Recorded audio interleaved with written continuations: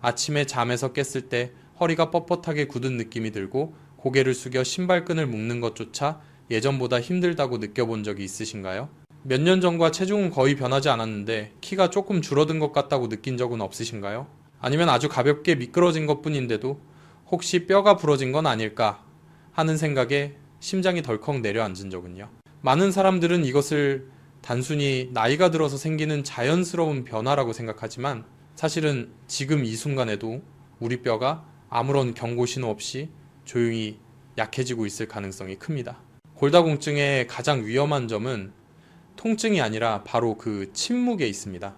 뼈는 도움을 요청하지도 않고 열이 나지도 피가 나지도 않다가 어느 날 집 앞에서 살짝 미끄러진 것만으로도 고관절이 산산이 부서질 수 있습니다. 한국의 많은 고령자들에게 그 순간은 입원 생활의 시작이자 보행 능력 상실, 폐렴, 전신 쇠약, 우울증으로 이어지는 긴 시간의 출발점이 됩니다. 의학 통계에 따르면 고관절 골절 환자 3명 중 1명은 그 이후 2년을 넘기지 못하는데 이는 뼈가 부러져서가 아니라 그 부상을 계기로 몸 전체가 서서히 무너져가기 때문입니다. 매일 우유 한 잔을 마시고 있으니 자신에게는 그런 일이 일어나지 않을 거라고 생각한다면 그 믿음은 잘못된 곳에 놓여 있을 가능성이 큽니다. 하지만 다행히도 뼈는 이미 정해진 운명이 아닙니다.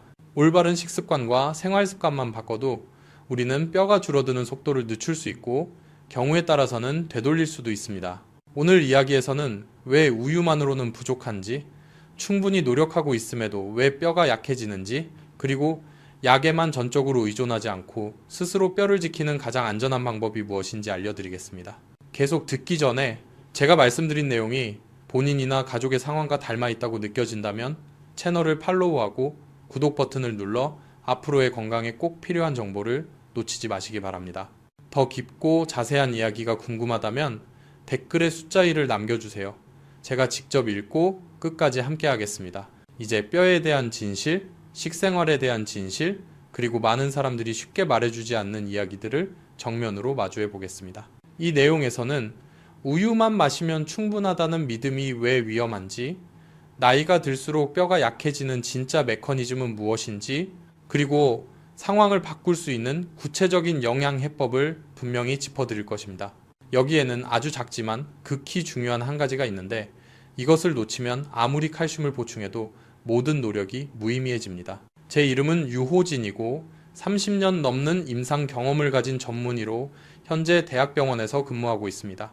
오랜 시간 진료를 하면서 저를 가장 괴롭힌 순간은 처음부터 상태가 심각한 환자를 만날 때가 아니라 겉보기에는 매우 건강해 보이던 분이 아주 가벼운 낙상 한 번으로 이전의 삶으로는 다시 돌아가지 못하게 되는 장면을 마주할 때였습니다. 저는 김정순이라는 한 할머니를 아직도 생생히 기억합니다. 혼자 생활하며 직접 식사를 챙기고 매일 우유 한 잔을 마시면서 자신의 뼈는 괜찮을 거라 믿고 계셨습니다. 어느 겨울 아침 문턱에서 살짝 미끄러졌을 뿐인데 크게 넘어지지도 않았음에도 고관절이 완전히 골절되었습니다. 그날 이후로 할머니는 더 이상 혼자 걸을 수 없게 되었습니다. 제가 가장 마음이 아팠던 점은 할머니의 식단을 다시 살펴보면서 모두가 옳다고 믿는 대로 열심히 실천하고 있었지만 정작 뼈가 진짜로 필요로 하는 것은 부족했다는 사실을 깨달았을 때였습니다. 일반적인 우유 한 잔에는 약 200mg의 칼슘이 들어 있습니다. 반면 60세 이후에는 뼈의 균형을 유지하기 위해 하루 800-1200mg의 칼슘이 필요합니다. 즉, 우유를 꾸준히 마시고 있더라도 여전히 심각한 부족 상태라는 뜻입니다. 게다가 나이가 들수록 위산 분비가 줄어들어 칼슘을 녹이고 흡수하는 능력이 크게 떨어지면서 실제로 혈액으로 흡수되는 칼슘은 30%도 채 되지 않습니다. 이는 매일 우유를 마셔도 대부분의 칼슘이 뼈에 도달하지 못한 채 조용히 몸을 지나쳐 간다는 의미입니다. 많은 사람들이 뼈를 콘크리트처럼 고정된 구조물로 오해하지만 뼈는 살아있는 조직으로 매일 파골세포와 조골세포 사이에서 조용한 싸움이 벌어집니다. 젊을 때는 이 두 힘이 균형을 이루어 뼈가 계속 새로워지지만 대략 60세 이후부터는 파골작용이 우세해지기 시작합니다. 특히 여성의 경우 폐경 이후 에스트로겐이 감소하면서 뼈를 보호하던 브레이크가 사라져 훨씬 빠른 속도로 뼈가 깎여 나갑니다. 손목이나 허리 아래쪽이 은근히 아프고 키가 줄어든 느낌이 들며 예전보다 바지가 길어졌다고 느껴진다면 결코 가볍게 넘길 일이 아닙니다. 그것은 뼈가 보내는 마지막 구조 신호입니다. 이 단계를 놓치고 나면 아무리 비싼 약을 써도 뼈를 원래 상태로 되돌리기는 매우 어렵습니다. 병원에서는 왜 주로 골밀도 검사만 하고 약 처방에 집중하며 식이요법에 대해서는 자세히 설명하지 않느냐고 묻는 분들이 많습니다. 그 이유는 매우 현실적입니다. 식습관을 바꾸는 데에는 시간과 인내, 지속적인 관리가 필요하지만 처방전 한 장은 훨씬 빠르기 때문입니다. 그러나 30년 넘게 수천 명의 환자를 지켜본 저는 영양이라는 기초를 다시 세우지 않으면 약은 결국 임시방편에 불과하다는 사실을 잘 알고 있습니다. 그래서 오늘 이 이야기를 나누는 것입니다. 저는 실제로 많은 고령자들이 올바른 음식 선택과 흡수 방법만 조정해도 몇 달 만에 골 손실 속도를 늦추고 심지어 골밀도 수치가 개선되는 것을 직접 보았습니다. 뼈는 우리를 배신하지 않습니다. 그저 우리가 수년간 몸을 어떻게 대했는지를 솔직하게 반영할 뿐입니다. 뼈가 단단한 돌덩이가 아니라 살아있는 조직이라는 사실을 이해했을 때 비로소 우리가 지금까지 옳다고 믿어온 것만으로는 몸을 지킬 수 없다는 것을 깨닫기 시작합니다. 진료실에서 저는 흔히 이런 질문을 받습니다. 선생님, 크게 넘어지지도 않았는데 왜 뼈가 이렇게 쉽게 부러지나요? 그 답은 이미 오래전부터 뼈가 약해져 있었기 때문이며 단지 우리가 눈으로 보지 못했을 뿐입니다. 뼈 속에서는 매 순간 재구성 과정이 일어나고 있습니다. 파골세포는 오래된 뼈를 끊임없이 파괴하고 조골세포는 새 뼈를 만들어냅니다. 젊을 때는 이 두 과정이 균형을 이루어 마치 오래된 집을 수리하면서도 항상 제때 보강하는 것과 같습니다. 그러나 60세 전후부터 그 리듬은 뚜렷하게 달라집니다. 파골세포가 더 빠르게 움직이고 조골세포는 느려지면서 뼈 구조가 점점 구멍이 많고 얇아지며 부서지기 쉽게 됩니다. 특히 여성에서는 이 변화가 더욱 급격합니다. 폐경 후 뼈 파괴 과정을 제어하던 브레이크 역할의 호르몬인 에스트로겐이 갑자기 줄어듭니다. 이 브레이크가 사라지면 파골세포는 마치 브레이크 없는 기차처럼 조용히 매일 뼈에서 칼슘을 빼내기 시작합니다. 문제는 이 과정이 바로 통증을 일으키지 않기 때문에 많은 사람은 뼈가 이미 상당 부분 강도를 잃고 난 뒤에야 이상을 발견하게 된다는 점입니다. 몸이 보내는 신호는 분명 존재하지만 쉽게 지나치기 쉽습니다. 집안일을 할 때 손목이 쑤시거나 오래 서 있으면 허리 아래쪽이 은근히 아프거나 시간이 지나며 키가 줄어드는 느낌이 들 수 있습니다. 많은 사람들은 이를 단순한 노화 현상으로 치부하지만 실제로는 뼈가 보내는 마지막 구조 신호입니다. 이러한 신호가 나타났을 때 적절히 개입하지 않으면 뼈 구조가 깊이 손상되어 회복이 훨씬 어려워집니다. 제가 흔히 접하는 큰 실수 중 하나는 고령층의 단백질 섭취 회피입니다. 많은 환자가 신장이 부담될까봐 고기나 달걀을 피한다고 말하지만 뼈는 단지 칼슘으로만 만들어지는 것이 아닙니다. 뼈 구조의 약 30%는 단백질, 주로 콜라겐으로 이루어져 있어 칼슘이 붙을 수 있는 틀을 제공합니다. 단백질이 부족하면 아무리 칼슘을 보충해도 뼈는 속이 빈 스펀지처럼 되어 미네랄을 제대로 담지 못합니다. 게다가 언뜻 무해해 보이는 식습관도 뼈에 보이지 않는 적이 될 수 있습니다. 한국 가정식에서 흔한 짠 음식은 신장이 나트륨을 배출하게 만들고 그 과정에서 칼슘도 소변으로 빠져나가게 합니다. 짠 국, 지나치게 짠 김치, 절임류만으로도 하루에 상당량의 칼슘이 손실될 수 있습니다. 커피 역시 대표적 예입니다. 하루 한두 잔 정도는 큰 문제가 없지만 3잔 이상으로 늘어나면 카페인이 장에서 칼슘 흡수 통로를 잠시 막아버립니다. 즉, 칼슘이 풍부한 음식을 섭취해도 몸이 제대로 이용하지 못하게 됩니다. 탄산음료는 더 위험합니다. 그 안에 인산염이 혈중 칼슘 균형을 깨뜨려 몸이 뼈에서 칼슘을 직접 뺏쓰게 만들기 때문입니다. 저는 박영우라는 80세가 넘은 할아버지를 치료한 적이 있습니다. 크게 넘어지지 않았음에도 척추가 압박골절된 상태였습니다. 일상생활을 되짚어보니 커피를 많이 마시고 음식이 꽤 짠 편이었습니다. 습관을 바꾸고 커피와 염분을 줄이며 올바른 음식을 보충한 지 몇 달 만에 허리 통증이 눈에 띄게 호전되었습니다. 이는 뼈가 우리가 어떻게 대하느냐에 매우 정직하게 반응한다는 것을 보여줍니다. 또 하나 흔히 간과되는 요소는 칼슘 흡수 환경입니다. 나이가 들면 위산 분비가 줄어 칼슘이 녹기 어렵고 장에서 흡수되기 힘듭니다. 칼슘이 잘 녹을 수 있는 환경을 마련하지 않으면 대부분 몸을 지나치며 낭비됩니다. 그래서 많은 사람이 칼슘 보충제를 먹어도 골밀도 지수가 개선되지 않는 것입니다. 비타민 D는 칼슘을 장에서 혈액으로, 혈액에서 뼈로 운반하는 택시 역할을 합니다. 비타민 D가 부족하면 칼슘 흡수의 문이 거의 닫히게 됩니다. 고령층에서는 피부를 통한 비타민 D 합성 능력이 젊었을 때보다 70% 이상 감소하기 때문에 실내에만 있거나 창문을 통해 햇빛을 쬐는 것만으로는 충분하지 않습니다. 이 부분을 개선하지 않으면 칼슘 보충 노력이 크게 비효율적이 됩니다. 뼈는 운동 자극도 필요로 합니다. 근육이 수축하며 뼈를 당기면 이는 조골세포를 활성화시키는 강력한 신호가 됩니다. 반대로 활동량이 적으면 뼈는 더 이상 강해질 필요가 없다는 메시지를 받습니다. 이 때문에 활동량이 적은 노인은 식습관이 나쁘지 않아도 뼈가 빠르게 약해집니다. 이 모든 요소가 결합되어 시간이 지나면서 뼈가 약해지는 종합적인 이유를 보여줍니다.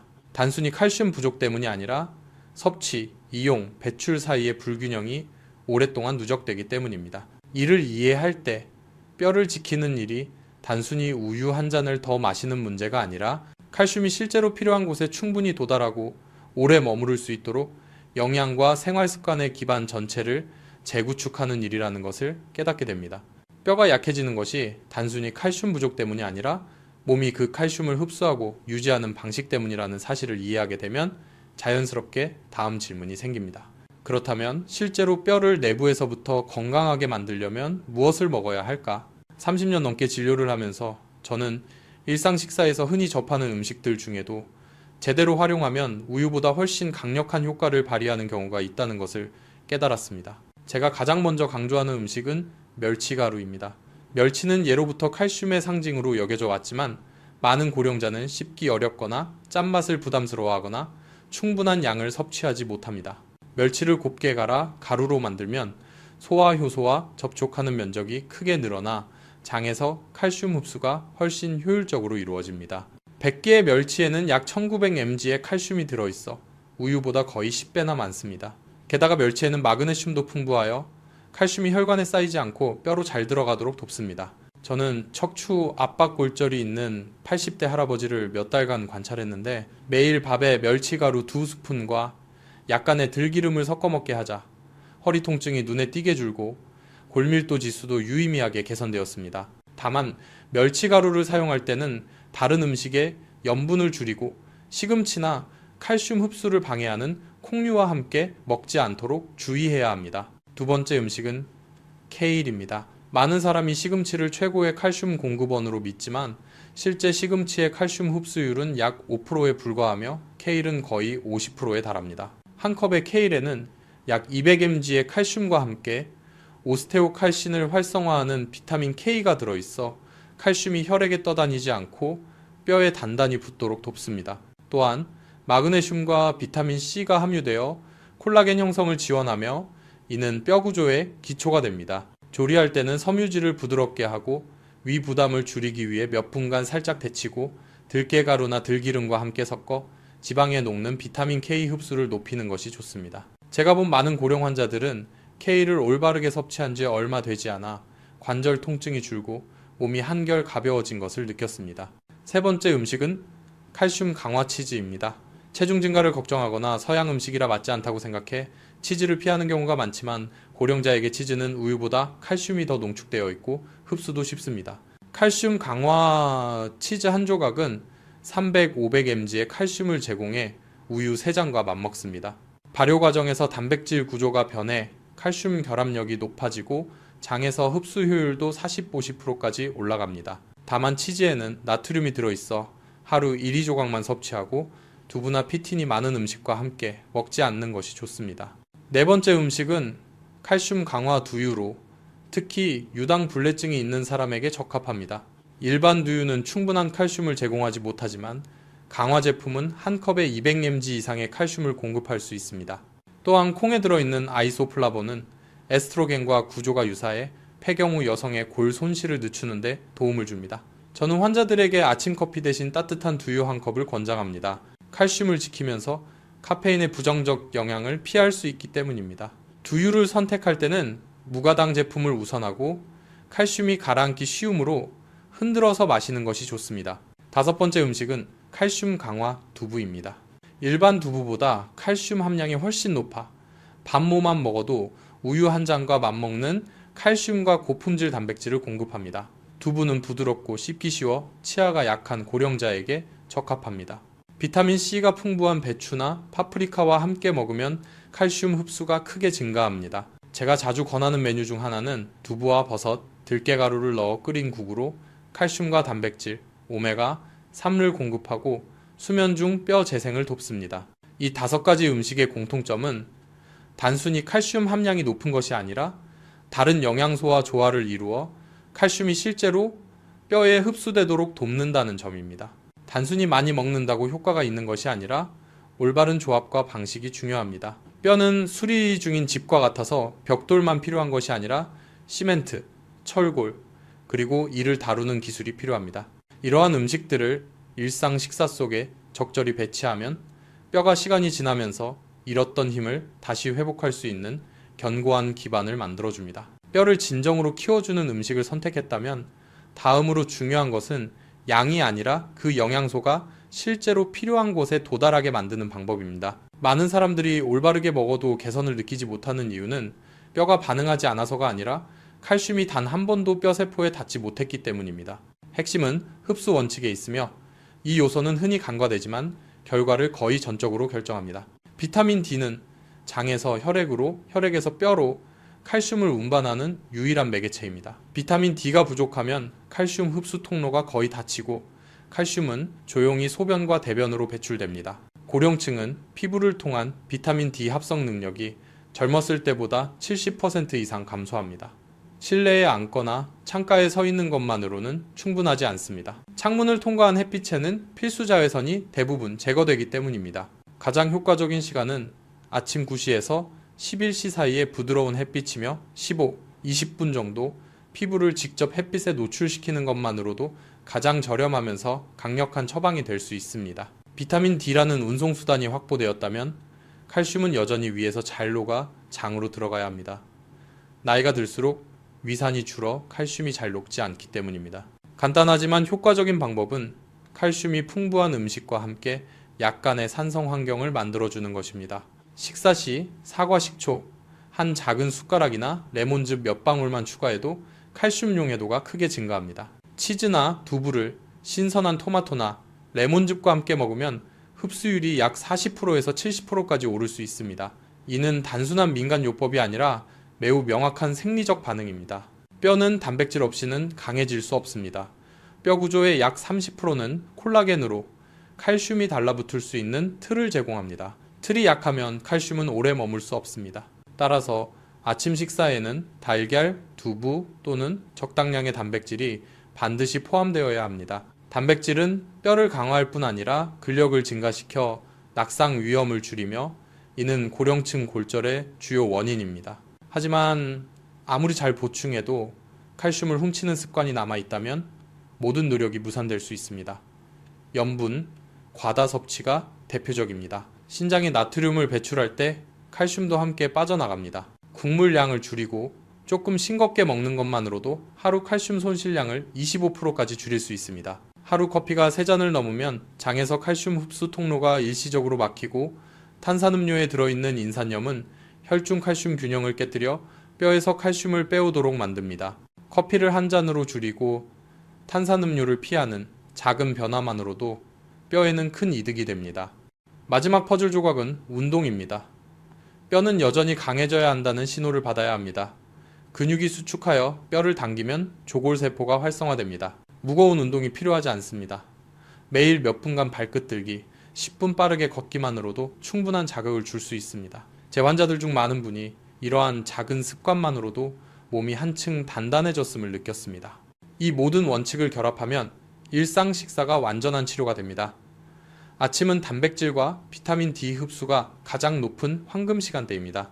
달걀, 칼슘, 강화치즈 한 조각, 따뜻한 칼슘 강화, 두유 한 컵, 반쪽 사과가 하루를 위한 견고한 토대를 마련합니다. 점심에는 활동 중 손실된 칼슘을 보충하며 밥에 멸치가루와 들기름, 지방이 많은 생선과 케일 같은 녹색 채소를 곁들입니다. 저녁은 가볍지만 영양 풍부하게 두부와 버섯, 들깨가루를 넣은 국으로 수면 중 뼈 재생을 돕습니다. 수천 건의 임상 경험에서 제가 가장 확신을 가지는 것은 종이 위의 숫자가 아니라 고령 환자들이 계단을 내려갈 때 더 자신감 있고 허리 경직이 줄었으며 수면이 깊어졌다고 말하는 순간입니다.